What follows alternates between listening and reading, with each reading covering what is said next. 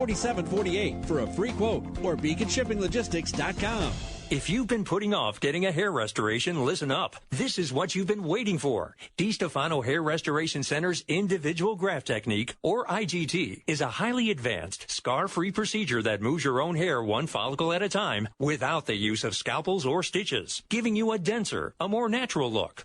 DiStefano Hair Restoration Center is the only practice in New England that performs this unique IGT procedure. In fact, doctors fly in from around the world to observe their techniques. Call now for your free IGT consultation. Financing is available with payments as low as $119 a month. IGT is suitable for all hairstyles. It's less invasive with no scalpels, no stitches, no pain, and no visible scarring. So you can be back to work the next day. Plus, it's affordable on just about any budget. Call 1-800-898-HAIR to learn more. That's 1-800-898-HAIR. Call 1-800-898-HAIR or visit hairman.com for details. From Gloucester to Galilee and Hopkinton to Harmony, you're listening to Southern New England's most informative talk lineup. Plus, news, traffic, and weather. Never miss it. On News Talk 630 and 99.7 FM. It's my station. WPRO. And yes, we are back live on the Coalition, on the Worldwide Coalition Radio Network. Joining me in studio, regular contributor to the Coalition, whether it be on our blog page or here live on the radio, is Bella Robinson. Bella, welcome back to the radio. Thank you, Pat. And on the line, of course, is internationally known activist for sex worker rights, Norma Gino Moldovar. Norma, thank you so much for joining us. We've only got a few minutes left, so there's two issues I want to touch on. And obviously, I wish we could spend 3 hours a night, 5 nights a week, just going through. This is another onion issue, layer after layer after layer. But in your website, policeprostitutionandpolitics.com, you refer to something called Operation Cross Country. Right. I want to talk about that for 3 or 4 minutes, and then I want to talk about referral sites and some of the issues that are arising out of there. So tell us just a snapshot of Operation Cross Country. Well, every year the FBI, in conjunction with all these local and state government agencies, law enforcement agencies, they go out looking for victims. They usually do it at the end of June or first part of July. And in some cases, they have as many as 8,500 agents. And in fact, in 2014, they had 8,500 agents go to 106 cities. And either over 3 days or 7 days, they rescued 168 victims, which means that it took 50 cops to find one victim. Now, you'd think if they're saying that there's 300,000 or 200,000 children out there that are being trafficked, that they would find maybe 10 victims per cop rather than 50 with one victim per 50 cops. And so you have to look at what are these resources that they're wasting? What are they doing, and why is it not effective? I mean, surely there are victims of sex trafficking, just as there are victims of domestic violence and rape and all these other terrible things. But the way that we go about it is so ass backwards.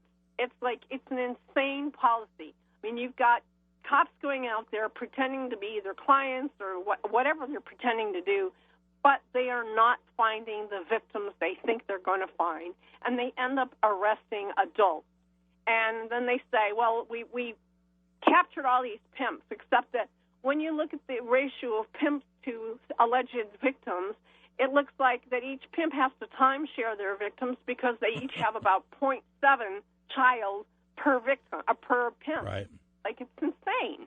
Well, it's all about, as we say here, the do-re-mi. Most recently, the Federal Attorney General's office has decided to temporarily shut down a lot of the revenue sharing, if you will, that takes place with property confiscation as a result of drug crimes. Now, that's it seems to the casual observer, well, okay, that is a staggering effect on the militarization of the police departments. Now, the same thing is true of what I'll call the sexual / trafficking / mediation industry. This entire world out there that sucks in incredible amount of money, allegedly rescuing people, and yet for which there seems to be no accountability, a tremendous amount of urban legends, and really just it smacks of the reefer madness mentality that made cannabis illegal in this country. It's just plain old nuts. and yet police departments can, stock up. Right, most recently here because of a Google lawsuit, police departments were able to restock their pension funds because those had literally were falling off the cliff. Now, so you have the insanity of that issue. Now, in the most recent development, this past week, one of the larger referral sites on the West Coast was shut down, and I guess there is a world of websites out there where everybody reviews everybody. I mean, who knew that Uber was copying from, the Erotic Review, or God only knows, with this whole review thing. So now, that was a way of folks, I guess, to kind of cross-check each other to see who was legitimately involved and who was either a police or, in the case of the customer, who was dangerous. Right, exactly. So when the cops do this, they end up making the work much more dangerous for the sex workers. But the whole point for these people, as one of the politicians in Canada said, we're not looking to make sex work safe. We're looking to get rid of prostitution altogether. And that's never going to happen. I was going to say, how's that working out? Wasn't it some dude named Adam? I mean, Mary Magdalene, anyone? I don't want to be profane here, but... In China, not long ago, it was a few years ago, they were executing madams. And yet prostitution thrives in China as it does in every country, including Arabic countries, including where there's Sharia law. Prostitution exists, and it will always exist because there will always be women like me and men like me and like Bella who feel that providing pleasure to others on a scale of 1 to 10, giving people orgasms is a much better way to earn a living than scrubbing toilets for a living is. Now, I'm going to close out with just a question for both of you, and I know, particularly, Norma, in your case, you've been interviewed thousands of times at media outlets across the country. So I hope this isn't one of the more cliched questions, but I have to ask, do you consider yourself a feminist? Well, I used to consider myself a libertarian feminist, but the way feminism is going now, I'm kind of ashamed to even use that word in conjunction with who I am. And why is that? My rights to my body, because I do believe that I own my body. I believe the government doesn't own it. As you know, I'm a longtime libertarian, and that I have a right to make choices that other people might not approve, and it's none of their business what I do. So you might call it feminism because I am a woman, but I believe in liberty for everybody. Wow. And for the record, I'm the chairman of the Libertarian Party of the state of Rhode Island, so I'm with you on that. Okay. Bella, I got to ask you the same question. In my view, because I wasn't around during the first wave or two of feminism, but from my understanding, a lot of people think feminists hate all men. And it became, some of the feminists believe if women use their sexuality in any way, that they're never going to be equal to men. So that's making the rules different for women. And I say, if we want to be equal to men, we need to stop shaming other women over their sexual behavior.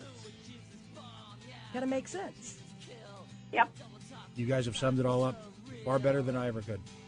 Folks, I think I've made an entire case today, whether it be on a micro-local issue like the tolls, or on an issue that's truly international, and that's the simple civil rights of folks involved in paid consensual activity.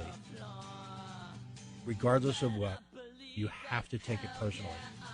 Folks, you've been listening to The Coalition on the Worldwide Coalition Radio Network. This podcast will be up tomorrow at coalitionradio.us. Norma Jean, Bella, thank you so much for sharing. Norma Jean, please come to Rhode Island. Please visit soon. Thanks. Good night, Norma. Thank you. Good night, everyone. Bye.